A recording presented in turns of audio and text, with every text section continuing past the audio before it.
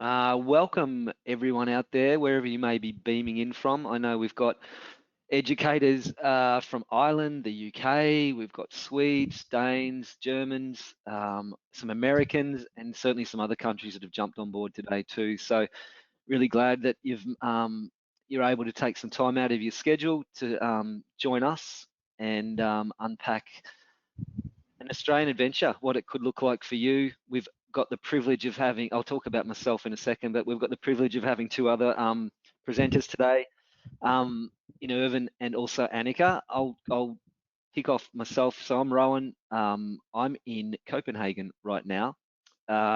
Just started an office here recently and supporting European-based educators with an interest in Australia.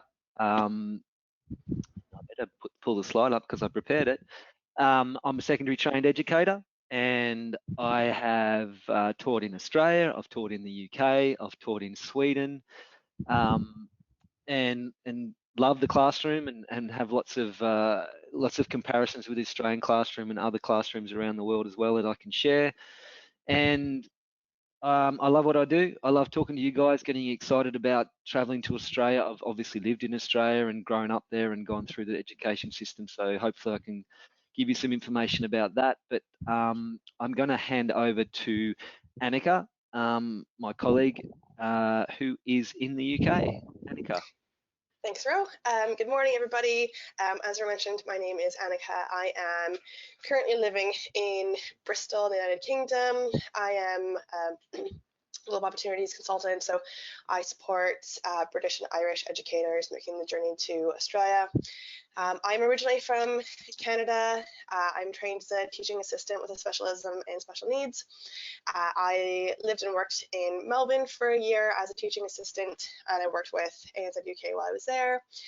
I made the move to the UK in 2020, shortly before lockdown, and I have been here ever since. So yeah, I've got 4 years experience as a teaching assistant across Australia, Canada, and the UK, and I've been working with ANZ UK internally since about January. Fantastic. And we are certainly very multicultural today. We've got Irvin, who is beaming in from one of the most livable cities in the world, 5 times running pre-COVID, Melbourne. Irvin is a Swedish educator. I'll let him talk a bit more about himself, but really happy to have him on to share some of his stories today. Oh, good evening, everyone. So I'm down in Melbourne. So I'm a Swedish trained secondary teacher. I mainly teach humanities and English back home, and I'm doing the same thing now down here in Melbourne. And it's actually thanks to Rowan that I'm down here. It all started 2 years ago, but then this tiny global pandemic hit us, and I couldn't go anywhere, sadly. So that got in the way, but now I'm down here, and it's been an amazing opportunity, and I'm glad I can share my story with you today. Yeah, we're really lucky to have Irvin with us. So what I was going to, and Irvin might not be with us for the whole hour, so I was going to actually get him to just unpack his story a bit because, and this is a perfect opportunity for you guys to be asking questions. So if you're having technical difficulties, I'm going to suggest it's probably your computer, not ours. You have got the capacity to type questions in the question box on your screen. There should be a little box. Please use it. We're going to put some polls out shortly too, just to find out who's online and what you guys are thinking about travel and when you want to travel to Australia. But really want to leverage off Irvin's experience. So please, if you've got questions, just chuck them in the chat box, and we can unpack them, or at least get Irvin to unpack them. So I guess one of my first questions I want to ask Irvin is, relocating from the other side of the world to Australia, and you'd never been to Australia before, and many of the people online today may have never been to Australia before. They may have heard stories about Australia. They might have had a friend or a family member go to Australia. What would you say was the biggest challenge for you, Irvin, from relocating from Sweden to Melbourne? Well, I guess the biggest thing was, I mean, even like you grown quite accustomed to the way life is back home in Sweden, but and then you come to a new country, but it's pretty much the same in certain ways. I mean, people are really lovely, people are really helpful. ANZAC education has been really helpful along the way, which, because you're kind of nervous when you're moving down. Like, I mean, you have ANZAC education helping you along the way. We were in contact with different, for example, we started out living in a hostel, and we were in contact with different hostels, looking for the best place to live. We got some recommendations from people.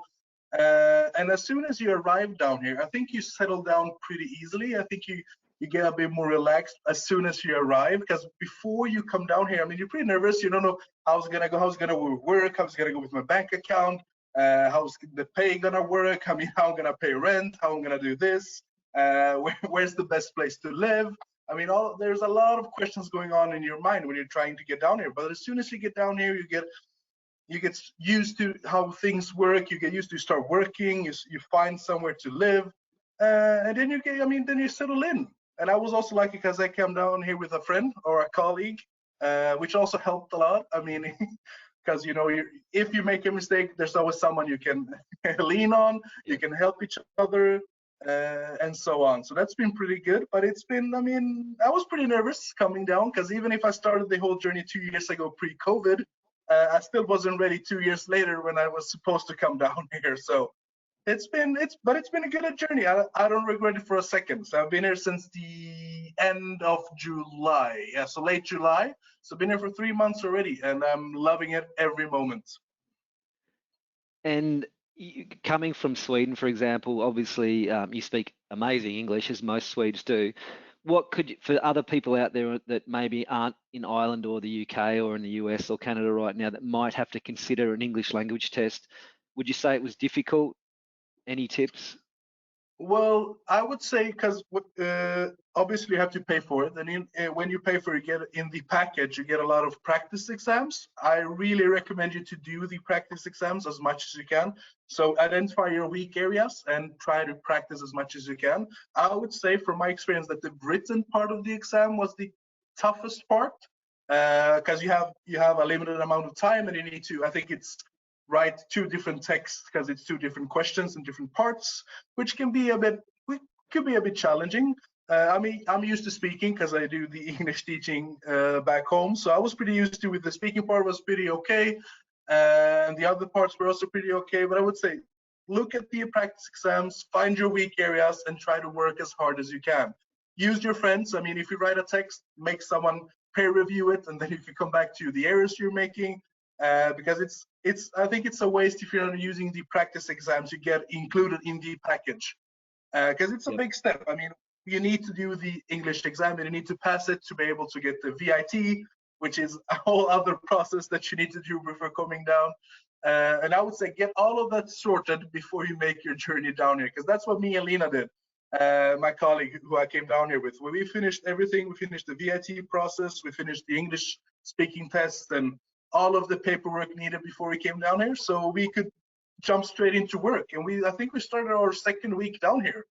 I mean, jet lag, we just got rid of jet lag and we started working in a school, which was a bit, I mean, we were a bit nervous, but I mean, it worked out fine. I mean, you get all of the support you need firstly from ANZAC when they're giving you a school. They show you how to get there, they tell you the expectations. You meet someone up from the school, they show you around, they tell you, okay, this is your classroom, these are your lessons for the day. So, I mean, there's a lot of support systems down here when you eventually get down here, which is really, really good. And what are your insights into a typical, if there is such a thing, Australian student? Like, what were the inside of the classrooms like? Any key takeaways from, how different are Australian students compared to, say, international Swedish students? I mean, I guess it sort of depends on which school you're at. But usually I would say that Australian students are a lot more social in that sense. Like if they see a new sub for the day or a new person at the school, they would like to get to know you. They'll ask you questions, and especially when I tell them that I'm from Sweden, like, oh, so you're from Sweden? What's it like in Sweden? What happens in Sweden? Oh, have you been to other parts of Europe? So I mean, they want to get to know you, which is really, really nice. So you sort of establish a relationship a lot easier than you do back home. But other than that, I mean, depending on the school, I mean, the classrooms usually look the same in that sense. I've also, I had big groups back home when I was teaching in Sweden. Usually there are smaller groups in the classrooms. which is also really good, which makes it a lot easier. Usually, most kids are very respectful. They address you either by your last. Most schools have the last name policy. Some have are on first name basis, which is, I mean, it takes some time to get used to, because in Sweden you're almost always first name basis, and then here they call you sir or mister, or you're like, oh, you're talking to me, is that me? So it takes some time to get used to. But I would say, I mean, the students are pretty much great because they're very social. I think that's a Australian thing, because even adults, when you're out in town or in the pub or at a restaurant, everyone's very social. They want to get to know you. So it's like, if you can take a group of friends, you go somewhere, it's very easy to get to know a lot more people. In Sweden, it's a bit trickier. We're not as social in that sense. You go with your group and you stick with your group mostly. I can vouch for that. So, outside of the teaching, because it sounds like you're having a great experience, and we're not going to say that everyone will. Well, hopefully you will. Everyone will. But what would you? And you're in Melbourne. What would Yeah. you say? What would you do what do you do after school? What do you do on the weekends, on the holidays? Like, what are some of the things that you would recommend other educators thinking about Melbourne? And this is not just about Melbourne. Irvin's in Melbourne. We obviously have Sydney as an option as well, and Brisbane and Perth. But what would you say are the great things about Melbourne, and the things that you typically do when you've got spare time? I think the best thing about Melbourne is the social life. You can go anywhere. There's things to explore every day. I mean, there's if you want the social life where you go out and drinking, there's a lot of options. If you just want to have something more chill, you want to go to museums and explore, there's a lot of culture here as well. But what we found, because when I get down here with Lena, the first 2 weeks it was pretty much just me and Lena. But when we made contact with people that Anzac, for example, has Facebook pages, and a fun story, someone posted, I think our second week here, that they were new, they just came down, they wanted to meet some people. We gather up a group, and now I think we're 10 to 15 people hanging out during the weekends after work. We find each other. Someone wants to go. I know that we're planning on going to a Christmas market in a month, so we're going there together. We found new people to do the Great Ocean Road with, which was amazing, by the way. The picture with the kangaroo there is from the Great Ocean Road, which was an amazing experience. If you just want to chill at home, you can do that. If you just want to go to a cafe, I mean, there's so many options. So I come from a relatively small town in Sweden. I mean, all towns in Sweden are pretty small, and then jumping over to Melbourne, I mean, you just out on your own street, there's new things to see every day, which is, I mean, it's kind of mind-blowing when you first come down, which is amazing.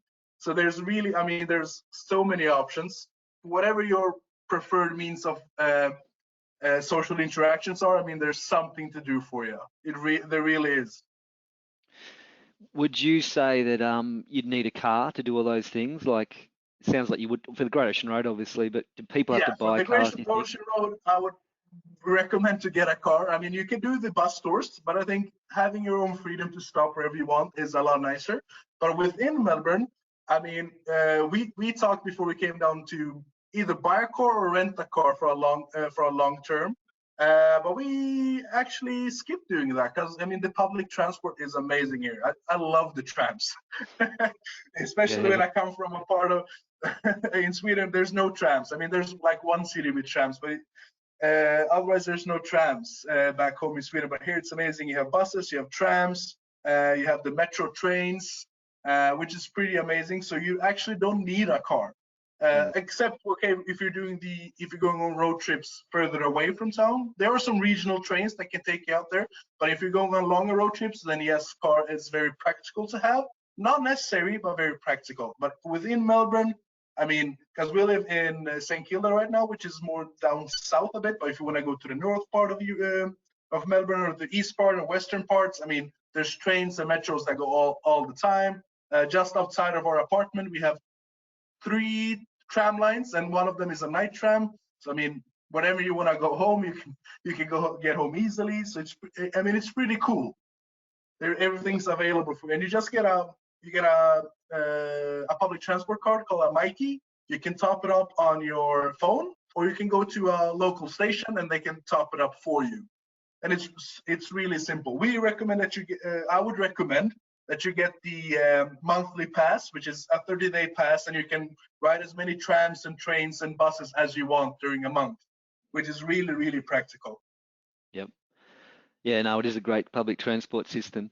We haven't got any other questions. We haven't got any questions coming through. So please, Irvin's only with us for a short time. Oh, we do have one. Sorry. It is, what's the travel distance like to different schools you were placed in? So what's the commuting time? Do you think you would be better off having a car, or is public transport okay?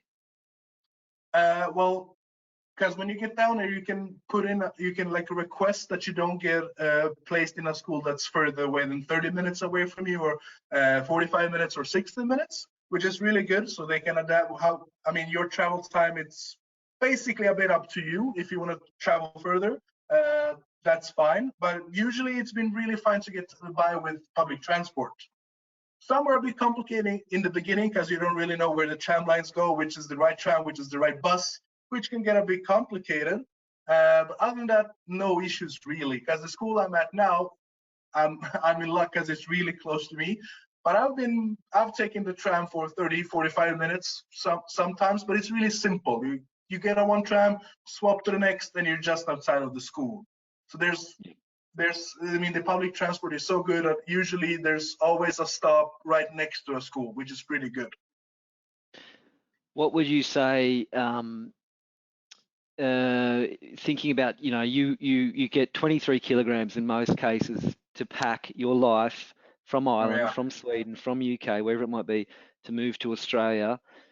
You've got to put in, you got your clothing, you've got maybe some electrical stuff you're going to pack in there too. What would your packing tips be around things you need to take, but also inclusive of resources? Like what resources did you bring when you came to Australia? Well, so I didn't really pack that well, sadly. So I've learned my mistake now. Because I came down in July, which was Swedish summer and Australian winter. So I didn't really pack the essentials for Australian winter. So I was pretty cold when I came down here, firstly. So don't underestimate the climate or the weather down here. So I will pack thicker clothes, more hoodies, for example. Other essentials, depending on when you arrive. Bring sun cream. You're gonna need it when you first arrive. If you're coming here during summer, you're really gonna need it. The best thing I bought is the what's it called, the electrical converters when you plug in the wall, because you need the Australian version of them, which was really because I bought 3 at the airport and they've saved my life since I arrived. Because it's quite a hassle if you don't have them. It's a bit complicated and not everybody uses the same system. Other than that, I don't really know, because I brought a lot of clothes, but I should probably have brought more things, like more practical things. We're lucky because we have IKEA here. It's not that close, we're pretty close. So all the essentials for our apartment, we went straight to IKEA. I think we've been there already 5-6 times. Because it's the best store in the world and you get a lot of good things for a cheap price. You're a poster boy for IKEA. What would you say? We've got a few more questions coming in through. What would you say the workload and the work-life balance is like working in schools? Like, do you find you're doing all the things you want to do outside of the school in addition to all the responsibilities of working in a school? Well, that depends a bit, because if you're just doing the CRT, the balance is pretty good because you have a lot of free time after work. It could be you could have a lot to do during the day while you're doing CRT work at a specific school. You could feel like it's been a really long day sometimes, but usually after you leave the school, when you're done CRTing, you have a lot of free time to do exploring, and especially if you get what I found fun, because when I got down here, I got placed at a lot of different schools, which meant that every time I left work, I was in a new area of Melbourne that I could go around and explore, which was pretty good. Currently, I have a permanent contract at a school, so I'm doing a bit more planning and I'm doing assessments as well. And I would still say, because it's not a full-time employment, so it's pretty good. I have time to plan my lessons. I have time to do my assessments. Smaller groups usually. I'm lucky that I have quite motivated students as well, so that makes life a bit easier. So I would say the work balance is pretty good. All the people I've met here that are through Anzac Education say the same thing mostly.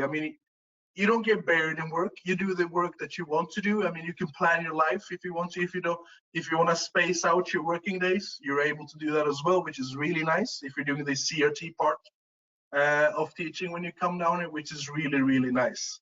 But I would recommend when you get down here, don't be negative towards doing CRT at many different schools, because it's a whole new experience every time you visit a new school, which is pretty good. I mean, you meet a lot of different students, a lot of different classroom and teaching environments, which is something I'll bring with me when I go back to Sweden. So it's been an amazing journey so far in different schools here in Australia.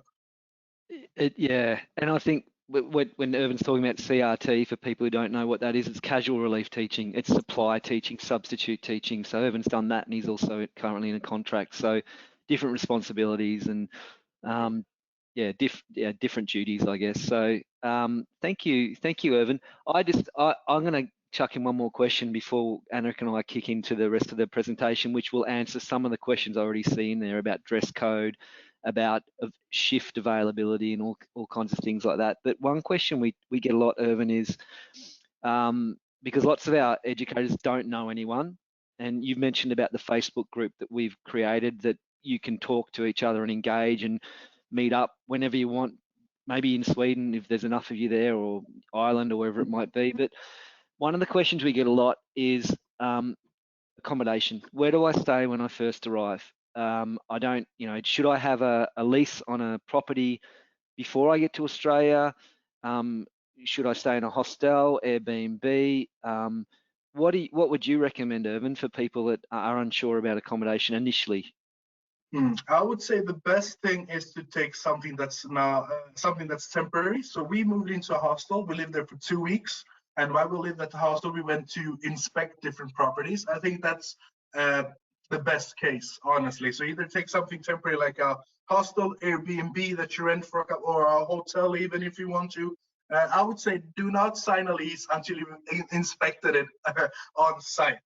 I think that's really important to remember. So I would say you can find cheap hostels. You live there for a week or two, inspect different areas if you're not sure exactly where you want to live, which is probably the best thing. And even when you live in a hostel, especially, you meet amazing people as well that come from different areas of the world. And I mean, you make new friends on the way, which is a big bonus, honestly. And there's a lot of different websites. For example, there's a Facebook group called Fairy Floss, which I would recommend everyone to join if you're planning on coming down, because they post apartments and accommodation almost every single day. It's one of the best sites to find. And then you can get in contact. Usually it's shared housing, so you share a house with 3 or 4 other people, and which is also an amazing opportunity. You get that's also a bonus. You get a accommodation and you meet new people immediately. Yep. Really good advice, and that's exactly what Annika and myself would be saying. Do not sign a lease unless you've had someone in Australia inspect the property in person for you and can vouch for it. There's plenty of temporary accommodation options. So we're gonna shift gears now. I'm gonna put a poll out just to get some audience interaction. Feel free to keep putting questions through. Irvin, feel free to go and plan tomorrow's lesson if you haven't already, or if you need to do other things, don't feel you need to stay on. I really appreciate the time you've given and shared your insights, some really good advice. And we're not paying Irvin to do this. He's offered to do it, so I really appreciate it. So what we might do is just interested to see when people are thinking of heading to Australia. So you've got one of 3 choices there. Within the next 6 months, sometime during 2023. Still not sure. Still trying to work that out. So I'll give you a few more seconds to populate that. 3, 2, 1, and I'll close it and I'll share it. And let's see what did we come up with here. Is that sharing, Annika? Yes, it is. It is. Okay. So wow. So 2 out of 3 people on the call are thinking that they'll be arriving sometime during 2023, and 17% not sure, 17% within the next 6 months. So one final question actually from me, Irvin. This is your first summer Christmas, correct? Yes, down What do here. you, what, yeah, tell us what are you looking forward to about summer and Christmas in Australia the most? I think it's gonna be awesome to be able to put out a barbecue for Christmas. I mean, never been able to do that back home in Sweden, so I think that's gonna be an amazing experience. And also the lovely people I met through Ansök EJK, because we have those social gatherings and parties. So we met quite a few people, and we're actually gonna do a potluck Christmas, because people come from different parts of the world. So everyone's gonna bring something from their own country. So it's gonna be, I think that's what I'm looking forward to. I mean, it's going to be an amazing experience, because I'm used to the Swedish Christmas, and everyone celebrates in a different way. So I think that's going to be a big, nice thing to do for Christmas. Amazing. Well, I can't wait to see the photos from that too. But feel free to stay on too, Irvin, if you want. But certainly, if you've got things to do, don't stay on. Go and do them. Thanks again. I'm gonna head out, so I'm gonna say thank you for having me, and I hope to meet some of you educators down here next year. Thank you. Bye bye. Thank you, Irvin. Good on you. Have a good night. Yeah, we don't get a lot of educators joining us, but in Irvin is literally just a fresh arrival, as he said. He only arrived in June, and you could be Irvin. You could be out there having similar stories to share. So in the next 35 minutes, Annika and I are going to attempt to get an hour's worth of content delivered to you. But if we don't get through it in detail, we can talk to you one-on-one, and we can certainly email you, and we can send you the recording after this. It'll all be recorded to relive the magic. Annika, I've done a lot of talking. You haven't done much. Do you want to kick it off? Yeah, absolutely. Thanks, Ro. So this is a little bit of what you can expect when you work with us while you're teaching abroad. Now, Irvin actually did cover quite a bit of this. Especially, in regards to the support while you transition. There's us on this side, the pre-arrival, and there's the Australian teams kind of post-arrival, and they also support pre-arrival as well. So we are there to help you out with all the steps. Irvin said as well, he's done CRT work, casual relief work, gone into contract. It's super, super flexible depending on what is going to fit you best at the time, what you're looking for. Maybe you were really keen on CRT work, and then you find a really great school that you want to contract in. Absolutely flexible. We work around what's going to be best for you guys. CRT work is super, super flexible. You are in charge of your schedule. We have an app where you manage your calendar, so you put in the days that you're available and which days you're not, if you want to travel and things like that. Regular income is meaning every week. You're paid every week for the work that you do. We pay in arrears, so if you work 1 week, you'll be paid the following Friday. We do pay every week, so that's really handy, especially while you're traveling. I remember when I was traveling, that was key. I needed to have that income every week, so super handy to have that. And again, yeah, relationship building, not just with like ourselves, but also with other educators as well. There's the Facebook groups, there are events, we've got social events listed there as well. So there's kind of pre-departure and post-arrival events, meaning that you can have an opportunity to meet with educators also traveling before you leave, and then also after you arrive. So you'll meet like-minded educators from all over the world. So it's a great way to meet friends and have connections with people from different countries. Yeah, and Irvin talked about that Facebook group. I'll quickly, before I forget, I'll just show you what it looks like now. It's called Educators Moving to Australia, and this is got nearly 1,000 members, and these are educators that are committed and have travel plans or have flights, visas, confirmed to arrive in Australia.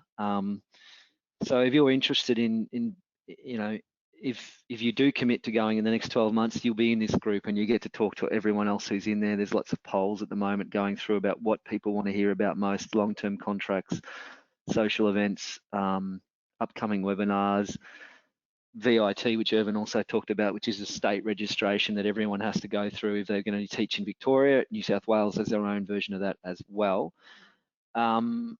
This is a cool slide though. I like this one because some of you may have an understanding of what you think Australia, how big it is, but this puts things in perspective. So it's massive. It's as big as the USA. but it's very sparsely populated. So 23, 24 million people, 5 million in Melbourne. And, you know, 3.5 time zones from west to east. So it's a big country. It's about an hour between Melbourne and Sydney. You can see where our offices are located. We've got 3 in Melbourne, 1 in Geelong, which is just out of Melbourne. We've got 1 in Sydney, soon to be 2. We've got 1 in Perth. We've got 1 in the Australian Capital Territory, which is Canberra. And we also have 1 in Brisbane, and also 1 up in Cairns as well. So if you're a teacher, most of our work is going to be around Melbourne and Sydney. If you're an early childhood educator, you could consider anywhere else where we have an office. Most of our temp work, contract, permanent teaching work is going to be around Sydney and Melbourne, and that's where most of our educators would head. Annika, you're really good at this. Talk us through state teacher registration. Thanks. So I will touch on this kind of briefly, just because every situation is always slightly different. And like Rowan mentioned, every state has different teaching registration. But basically what it is that you apply to the state to show them your qualifications, and they will say to you, yes, we recognize your qualifications and you are able to teach with us here. So primarily you're going to either be dealing with Victoria or New South Wales. Victoria is called the Victorian Institute of Teaching, or the VIT. New South Wales is called NESA. For Victoria, you can actually apply pre-arrival. We have some helpful information on how to do that as well. It's easiest if you can apply pre-arrival. Get it done before you get there, all the paperwork sorted. With New South Wales, you do have to be in the country to apply for all those teaching registrations. That might affect kind of your plans then. If you're thinking of, going to Australia and thinking of going to Sydney but want to teach right away, maybe consider going to Melbourne first, or maybe you'll be open to doing kind of cafe work while you wait for your teacher registration. So it's completely up to you, but those are the different processes. I won't go into detail of each registration today, just because again, every situation is a bit different. But when we have our one-to-one chat, we walk you through, the big steps that we're aware of that we've seen pop up that typically need a little bit more information with. So we're happy to kind of help you with that side of things, though we aren't specialists when it comes to teaching registration, but we can support as much as possible. So, and yeah, as Annika said, both states are different, but someone's question here is around what sort of qualifications, degrees do you need to become a teacher? So typically across Australia, for you to be recognised as a teacher, you must have a total of 4 years. It could be a 3-year undergraduate bachelor degree in humanities or behavioural science. It must have a teaching component as a 4th year. It could be a Bachelor of Education over 4 years. But if you only have 3 years, you won't be recognised as a teacher in Australia. And you must have a minimum of 45 days teaching practicum where you've been observed by a lecturer to be a teacher. Okay, so it's different. Early childhood education is a bit different as well. We won't spend a heap of time on that today, but just to be a teacher, minimum 4 years, minimum 45 days teaching practicum. That's pretty much that in a nutshell. And Victoria, as Annika said, it's where our head office is. We've got 3 offices in Melbourne and 1 in Geelong. So Irvin talked about CRT, the casual relief work, oodles of that. So we're in a position where we can guarantee that 5 days a week, most weeks of the school year. So if you said, look, I don't want the responsibility of having my own class, writing lessons, assessment, blah, blah, blah, all that stuff. I just want to leave when the kids leave and just enjoy my time outside of the classroom as well. Casual relief teaching might be for you. There's no risk, because as I said, you could be guaranteed 5 days of work a week, and if you don't get the 5 days, you'd still be paid for it. So that is a real safety net for you, and most casual opportunities lead into contracts. Schools go, hey, you've been here for 3 weeks, we love you, how about working for us for a term or 2 terms? So from little things, big things grow. There's casual relief in both early childhood, primary teaching, secondary teaching, special needs. Our schools are government schools, they're private schools, independent schools, Catholic schools, single-sex schools, licorice all sorts schools. all types of schools. So you can be really clear on, Annika, I want to work with 8 to 10-year-olds. That's pretty much my wheelhouse. That's where I want to be. Or I want a Catholic setting because I trained in a Catholic university. I want to teach upper level maths or lower level science. You can be quite specific as to what you want to teach, and hopefully we can accommodate you. Absolutely opportunities across not just Melbourne. I want to be clear on that too. There's regional opportunities too. So outside of Melbourne, maybe the big smoke's not for you. You know, Geelong is a great alternative for that too. So it's not just about the big cities. We understand some people want the smaller regional areas. Maybe not as many opportunities there, but certainly contracts and permanent opportunities in regional places they're pretty fruitful. Let's fly across to the west, Annika. Lovely. So we are slowly but surely expanding in Perth. I know we've got a permanent opportunities division that's been starting up for a few months, and we are now opening up an early childhood division as well. So more and more opportunities coming up in Perth. The opportunities are going to be more for people who have access to things like skills visas that allow them to work kind of long term in places and schools. So, you know, if you're going to be entering on a skills visa and you're really, really keen to go to Perth, you know, you're going to be there for 4 years, definitely we can support with that. But if you're early childhood as well, and you'd like to just try, you know, maybe you don't want to be on the East Coast, maybe you want to try out Perth, you've heard the beaches are great, we can support with that as well. So opportunities are within the city, but again, slightly without the kind of without the state, sorry, kind of outside of the city as well. So slowly but surely kind of watch this space as well. And yeah, it's becoming more and more popular. Perth is a beautiful spot, probably the best beaches in Australia. Sydney, another great place to consider if you're a teacher, so or an early childhood educator. Lots of out of school hours care work, lots of early childhood centres and settings. Schools, we're growing our school base there. Absolutely, we don't offer the guaranteed work there in Sydney just yet, but hopefully by next year we will. Just a caveat to this.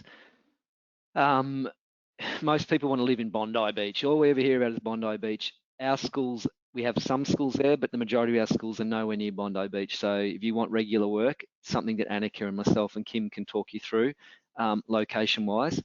But Sydney, beautiful. I've lived there myself. Very different to Melbourne. Students would be the same and schools would be the same, but the cities look very different. There's nothing to say you couldn't teach in both Sydney and Melbourne. That's absolutely something you could consider. But lots of different opportunities across Sydney too. And then if we fly north into Queensland, Annika, it's really only early childhood educators, isn't it? Yeah, at this point the team is mostly early childhood, but it's kind of across you know, like Brisbane and Cairns and rural opportunities as well. So not much capacity currently for primary secondary teachers, but if you're early childhood and you're really keen to try out Queensland, absolutely we can support with that. And that's what Annika and I've just touched on too. There are rural opportunities, not just the metro, and often like higher rates of pay or incentives to get out to those rural locations and a different experience. Absolutely, you know, smaller towns, close-knit communities, like, you know, accommodation subsidies, access to a car, some really good reasons to consider the regional ops too. I might just answer a couple of questions. Katie had a couple here. What's the dress code like for a teacher in Australian schools? Katie, typically smart casual as a minimum, no board shorts or Ugg boots, but, you know, and no jeans. First impressions really do count. So unless it was an affluent private setting, smart casual would be fine. If it was an affluent setting, you might need to, we'd tell you what, you know, expectations are, ties and slacks or whatever it might be. The approval to get state teacher registration, as Annika said before, you can do it before you arrive in Victoria through the VIT. Typically takes 6 to 10 weeks. With the New South Wales version, if you want to teach in Sydney, you have to do it when you arrive. They will not let you do it until you arrive. Again, could take somewhere between 6 to 10 weeks, which means that you cannot teach if you're in Sydney until that comes through. So that's why Annika was saying you could work in another industry if you wanted to, or you could work in Melbourne whilst you're waiting for that to come through. So 6 to 10 weeks, you can do it before you get to Victoria. You need to do it once you get to New South Wales. So that is that. We're going to, again, shift gears. Sorry we're moving so quickly, but we want to give you the full gamut of our opportunities. We can always schedule one-on-one time with you as well. But it's not just about Australia. We couldn't forget our cousin New Zealand over the ditch. Do you want to talk about that for us, Annika, please? Yeah, absolutely. So kind of a bit of a range of what's available across New Zealand. So there is the North and South Island. In the north with Auckland and Wellington, quite a range of what's available. So again, early childhood, primary and secondary teaching, special education needs as well. Unfortunately, no like support roles just yet, but we can support any kind of teachers in the North Island for sure. There are some rural opportunities in the North Island as well, in case you didn't want to be right in the cities. And in the South Island, mostly in Christchurch, we do have early childhood roles, casual and contract. No schools roles just yet, but early childhood for sure. And yeah, again, range of places too, so it doesn't have to be just in the cities. Like we do have some support for in the regions as well. Yep, and if you went all that way to Australia, why wouldn't you at least visit New Zealand? Even if you don't like Lord of the Rings, it's a 3-hour flight and beautiful. So you could do it. You could do it all. You could work on a visa in Australia, then shoot across the ditch to New Zealand and work on a visa there. Similar visas. I think I'm not going to spend too much time on this because Irvin did talk a bit about what is casual relief teaching like, the pros and cons of it all. Typical day, the hours would be 8:30 to 3:30. Typically, you'd get there, half an hour before classes start, get the lessons that were, left by the usual teacher, and you'd deliver them. So that's what a day of CRT would look like. If you were in a contract, you'd have the meetings, you'd have the extracurricular involvement, parent-teacher interviews, assessment, that kind of stuff. But CRT is a great gateway to contracts and permanent opportunities if you're unsure. And speaking about permanent opportunities, are international educators considered for permanent opportunities, Annika? Yes.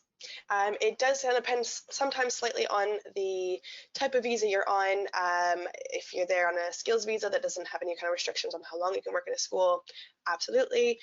Even if you're a new graduate as well, you can do that. If you are on something like a working holiday visa where there are some restrictions, you are still actually eligible to work in like short-term contract roles, up to 6 months. So if working as a CRT really isn't your thing, and you would rather have your own space, your own classroom, we have a permanent opportunities team that can support with that. So definitely something to explore with us. Again, even as a graduate, you can work in Australia or New Zealand. The process for permanent roles is a bit different. So if we have schools that do sometimes approach us looking for somebody to fill these permanent roles, or we also do approach schools. But the permanent opportunities team will work specifically on that for you. They also help prepare for interviews. They know their schools quite well, so they can kind of give you an idea of what they're going to ask, so they can help you prepare for that. We do also work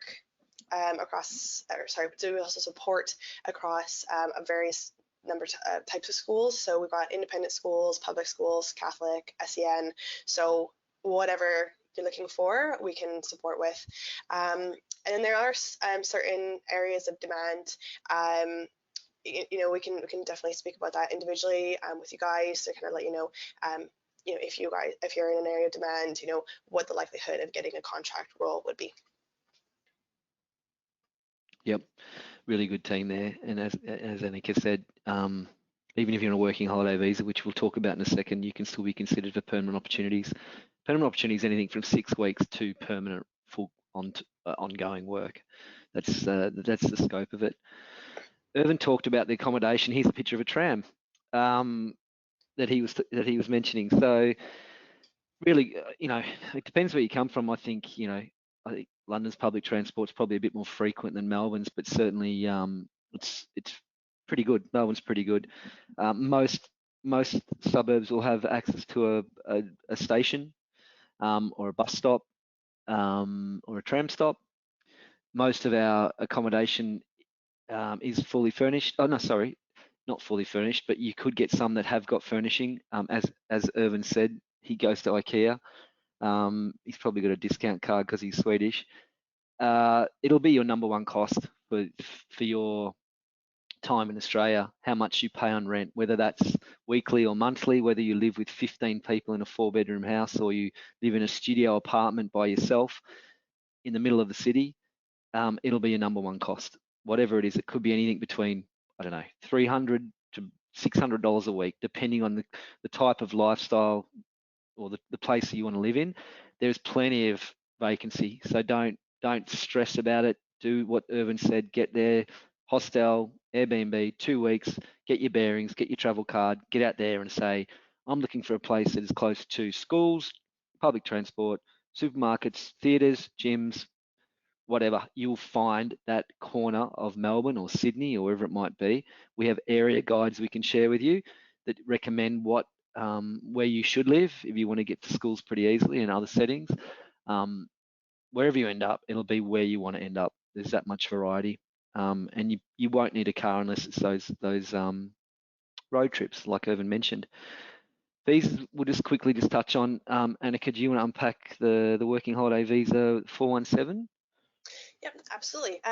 So there is a list here of which countries are eligible for the 417 working holiday visa. So for specifically like my Irish and British educators, this is going to be the visa that we always recommend first. It's quickest, easiest, and cheapest option to get you to Australia. The cost and processing time, the cost has actually gone up a little bit since we've made this slide. So it is now 510 Australian dollars. And to be honest, most applications are processed within 5 minutes. That was like kind of pre-COVID as well. Immediately post-COVID, they were taking kind of up to 8 weeks. Now we're back to full swing, literally 5 minutes. Unless you are asked to complete a medical, which is kind of not super common. In that case, it delays it by a couple of weeks. But otherwise, these visas are processed quite quickly. When it is processed, you then have a year to enter the country. And then once you enter, your year of living there is activated. So for those countries listed below as well under health insurance, they have access to what's called reciprocal healthcare. So again, huge perk for like British and Irish educators as well. This means that you can access Medicare in Australia for free. So countries like Canada, where I'm from, when I was on my working holiday visa, I didn't get to access reciprocal healthcare because we're not listed on that list, but if you are from Ireland or the UK, you can access that. It's a huge perk. We do still recommend travel insurance for your flights, your luggage, any expensive items you may have. If you've got a really nice Canon camera, insure it. I brought my violin with me because I'm quite musical, so I was gonna I busked a lot when I was there. I insured my violin to make sure it's covered. So just think about that. If you're going to go bungee jumping, please get travel insurance as well. You really want to cover that. So the 417 will last 1 year, and it can be extended by completing some regional work, which I'll touch on in a minute. There is a restriction with the working holiday visa that you aren't able to work in one location, school with one employer for longer than 6 months. So this applies to everybody. You can't work in a cafe for more than 6 months. You can't work in one specific school for more than 6 months. You are able to work with us for the duration of your stay. If you're looking into kind of contract work, that is why you can't have any roles longer than 6 months. But we do have schools that are open to that. So absolutely, we can adjust that. Now, the regional work for the extension to have a second year on your working holiday visa, that has recently changed as well. So there's a lot more options to be able to complete that. So essentially, you need to work in a regional area for 88 days to be able to then apply for a second year on this visa. You can work in areas like fruit picking and farm work, which is kind of the classic, or you can now work in areas of tourism. You can do some diving work, you can do regional construction, you can do remote hospitality work, so a lot more options. A little bit more flexible on kind of time of the year that you do it then, because you're not so dependent on weather, you know, especially if you're going to be doing like farm work or fruit picking, you're not so dependent on the weather being good to complete those 88 days. And if for you British folk out there, the free trade agreement has been agreed on, but it is not official. So it has to happen next year sometime. They were going to up the age from 31 to 35. You must apply before your 36th birthday. You get 3 years. You do not need to do the farm work to extend your visa, but we don't know when it's going to happen. So if you're in a hurry to get to Australia, don't wait on it unless you need to. It will happen next year sometime, but this is very unclear as to when the free trade agreement will happen. 462 visa, very similar to what Annika was talking about with the 417, just a list of different countries. Must be under 31 before you apply. Similar cost, different processing time, but nothing too long, fortunately, and some different education requirements, but nothing too extreme. I think a high school graduation is probably the minimum. So that is another working holiday visa. You can also extend it with the 88 days of recognised work. You can, it's a great way to get into the country, and certainly a gateway to sponsorship. Like if you can start on a working holiday visa and absolutely impress a school or a setting that you're in, they're more inclined to offer you sponsorship because they know who you are. So that's one of the questions Katie had before was, can we go straight into teaching on a working holiday visa? Absolutely. So as Irvin said, if you, like Victoria, for example, he got his teacher registration before he left Sweden with our help. He arrived in Australia. He had his induction with one of our team members in Melbourne, and he said he was working 2 weeks later. He could have worked even sooner if he wanted to, but he decided jet lag, get my bearings, all that kind of stuff. You do not need to wait any time. Literally, the day you say you're entering Australia, once you have the working holiday visa, is the day you can start working in teaching or whatever you want to do with that working holiday visa. So it's a really good visa. If neither of those visas apply to you, we've got a partnership with Visa Go, which is a migration specialist. We're not migration specialists, they are. And Darren and Annika and myself hosted a video, and you can find it we can share it with you. It talks about skilled worker visas and sponsorship and how much it costs, how long it takes, the requirements of it. It's a different, it's not something you can get overnight. Skilled working visas can take up to 12 months to process, but it gives you 5 years of living and working in Australia. So there's opportunity. If you do not fit the working holiday visa mold, there's still opportunity for you to get to Australia. We're not saying no. It just means that it's just a longer process and it does cost a bit more money, but there could be an avenue for you to research, and we can talk you through that one-on-one. Do you want to talk about the New Zealand equivalent, Annika? Yeah, absolutely. So New Zealand has their own version of a working holiday visa, very, very similar to Australia. Once it's granted, you have 12 months to enter, and then once you enter, you have 12 months to live and work there. It's the processing time is this is the teaching requirements, isn't it? So the teaching requirements for New Zealand a bit different to Australia, whereas Australia you have to have a minimum of 4 years of education in total. New Zealand is a little bit more flexible, so you can sometimes get registration with a 3-year Bachelor of Education, like I know you can do in the UK. But that's something that we can discuss with you kind of one-to-one, and it's going to depend on your own situation. In terms of the visa, again, yeah, very, very similar to Australia. You can live and work for a year there. It takes a little bit longer to be processed. It takes, I think, kind of around 28 days to be processed. And I believe it costs around 200 New Zealand dollars. So very similar, great option. That is 280. In terms of health insurance, there is no reciprocal healthcare agreement with New Zealand, only between Australia and New Zealand. So if you do travel there, you will need travel insurance to cover you for your stay. Unless you're from the UK. But and just on that, like, so there's been a couple of questions about 3-year degrees.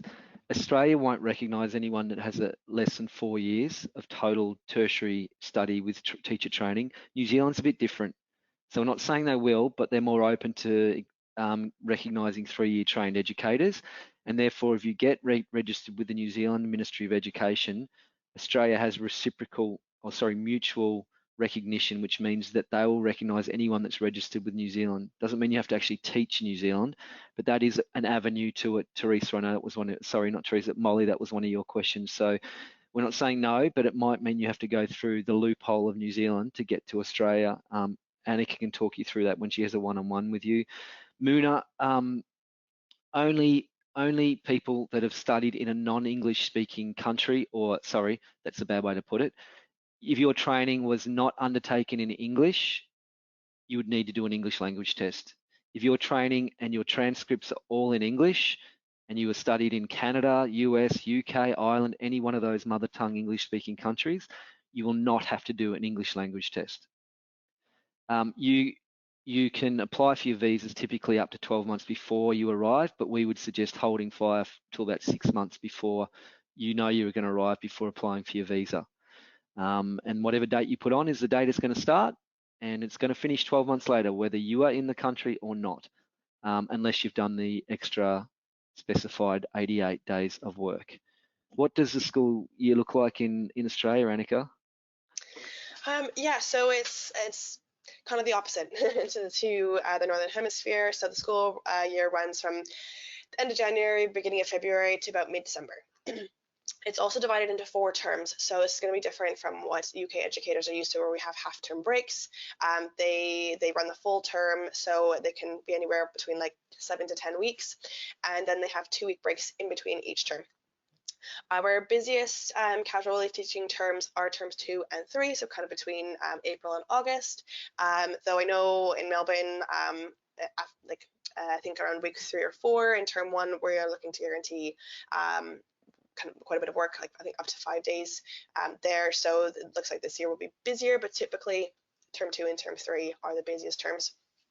There are some mid-year contracts available as well. So if you're looking to stay for the rest of the school year in the UK or Ireland or the Northern Hemisphere here, and then you're making the move, maybe June, July, there are sometimes some mid-year contracts that do pop up. So if you're looking for more contract work rather than CRT, we can support with that as well. The New Zealand and Australian school systems are very, very similar. So in Australia, they run kind of prep to year 12 or 13, whereas like prep is kind of reception here in the UK, although I think prep ages start at 5 rather than 4. And in New Zealand, they run year 1 to 13. For early childhood educators, you're going to be working in standalone centres. So they aren't connected to the schools like they are here in the UK. Sometimes you can work in nursery roles in the schools here. That's not the case in Australia. All early childhood roles are in their own centres. They're not connected to the schools. Yeah, it's a great. It's 4 10-week terms. It's pretty manageable. It's pretty good.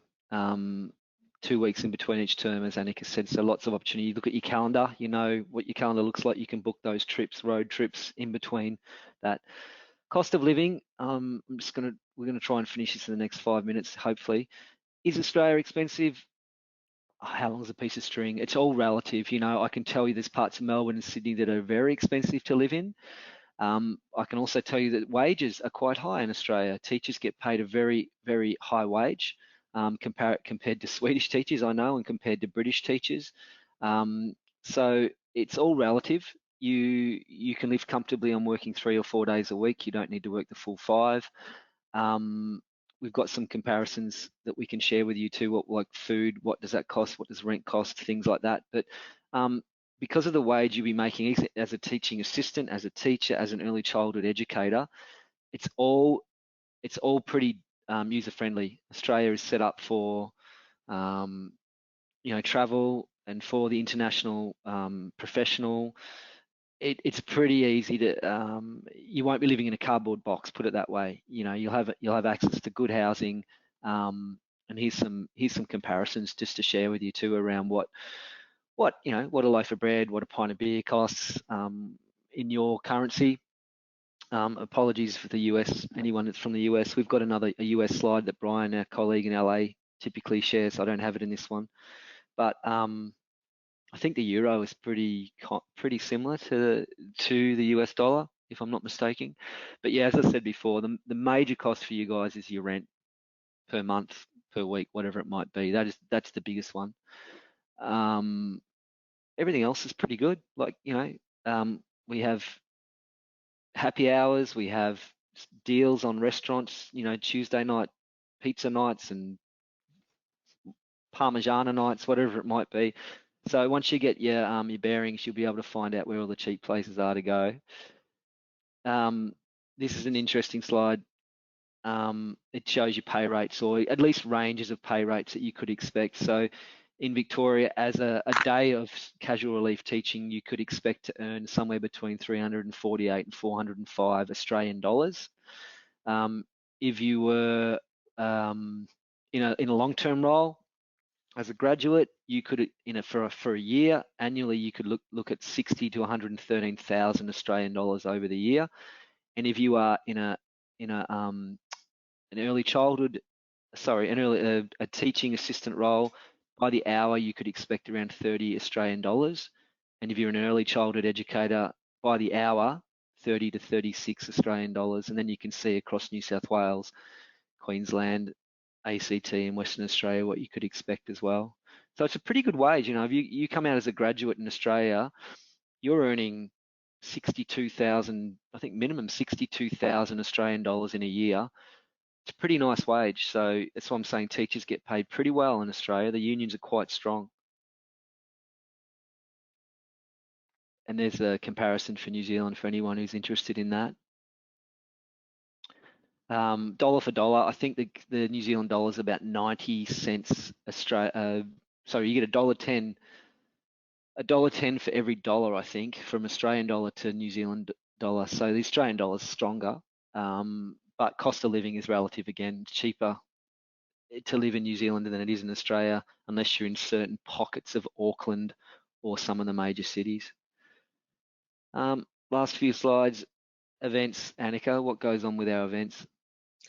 Yeah, so I did touch base on this a little bit earlier as well. So we will have events for our educators, kind of pre-arrival and post-arrival as well. So we have, I know in London, coming up in February 4th, we have an event for educators who come to the UK from Australia. We also are going to be inviting educators from the UK and Ireland going to Australia. There are then kind of similar welcome events in Melbourne, Sydney, places like that. It's a great way to meet other educators. Again, we have our Educators Moving to Australia Facebook group, which you will receive a link to when you chat with us. We do also host a lot of workshops, a lot of webinars like this, where you can gain some knowledge around working with SEN. We do have a system called LMS as well, where we can sign you up to that, and you have access to training kind of specific to Australia, what to expect when you get there. So that's really, really helpful to know what to expect. One of the things I thought was great as well is they talk about a lot of information on the Aboriginals in Australia, and I think that was quite great as well. We also have connections to different kind of sports teams and things. One of our colleagues in Melbourne, Gabe, is from Ireland. He plays part on an Irish football team, and he's got a lot of educators that work with us on the team as well. So different events like that too. So a lot of great ways to meet people who are like-minded and also from the same country as you or from different countries entirely. Yep, you won't be alone for sure. Some of these questions, just to finish up on that were addressed about the curriculum, that Irvin said he didn't see huge differences with the curriculum or the students. But again, it depends on so many different schools across Australia. But he did talk about the class sizes being smaller, which was interesting. Dress code we've touched on.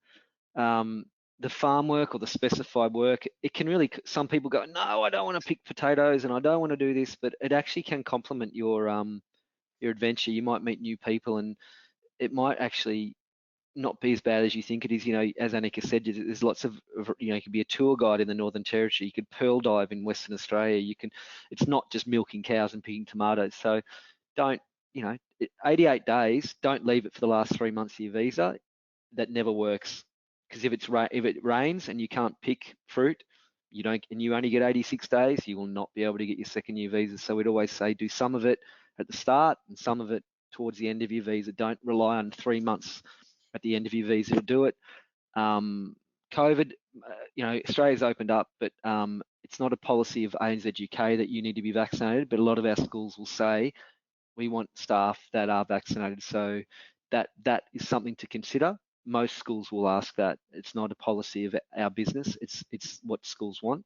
We'll certainly set you up with bank accounts, tax file numbers.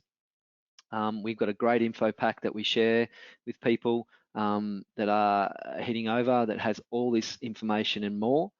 And there's certainly referral bonuses. So if you have friends or family that want to go over and end up teaching or working in Australia 15 days, you'll get $100 for it too. So I'm just seeing if there's any more questions. I think one did pop up. How does it work for early childhood teachers in the UK? You have to complete a 2-year induction period. Could you continue this in Australia? Would you still be able to teach completed 4 years and over 40 days?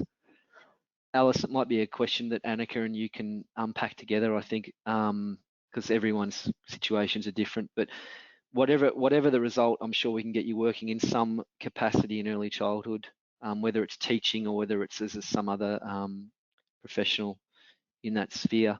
Anything else, Annika, before we let people go that you want to add? I know, I think that kind of covers everything. But again, just kind of want to reiterate, like everybody's situation is different. So, you know, what may work for some may not work for others, but we are happy to have that one-on-one discussion with you to discuss specifically your situation and what's going to be the best fit for you. We can kind of give you a bit of guidance on as well as saying you're eligible for this visa, you know, apply for that, so, you know, the working holiday visa, or we'll direct you to, you know, VisaGo to discuss other options. So we can kind of give you a bit of guidance on that. But everybody's situation is different, but we will tailor it to what you're going to need, and you will have that support on this end, on the Australian side. Yeah, so I think next steps will be it'll either be myself, Kim, or Annika that will reach out to you, and you'll have a link, a bookings link that will say, you know, thanks for joining us today on the webinar. We'd love to have a one-on-one conversation with you to unpack your specific plans and preferences. You can choose a time based on that link that suits you, and we'll have that one-on-one connection with you, and hopefully get you to Australia at some point in the next sort of, you know, short time, whether it's in the next 3 months, 6 months, or 12 months, or even past that. But thank you again for joining. I hope you got something out of it, and we're looking forward to partnering with you, and maybe you could be Irvin in 12 months' time. It could be you up there talking about your experience in Australia. So have an awesome day, morning, evening, wherever you are around the world. We will be in touch, and looking forward to hearing how we can support you on your adventure. So thanks again. Thanks, Annika. Thanks everyone out there. Take care.